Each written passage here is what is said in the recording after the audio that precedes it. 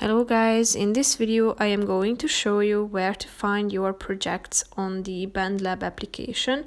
But first I just want to mention, don't forget to subscribe to my channel because at 10,000 subscribers I am going to show you my whole YouTube revenue statistics and growth strategy, how to make money online. So let's jump into it.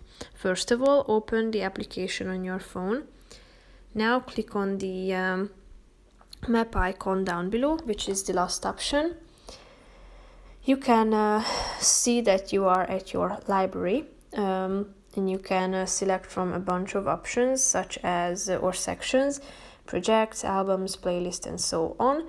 So you are now at the projects section. Here you have the my projects section that you can also add a new project to it. So just simply click on this new button in the upper right corner of the screen in order to create a new project.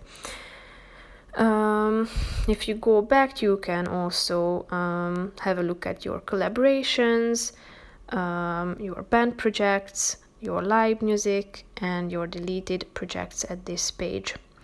So that's pretty much it for this video. I hope you found it helpful. If you did, consider subscribing and see you in the next video. Bye bye.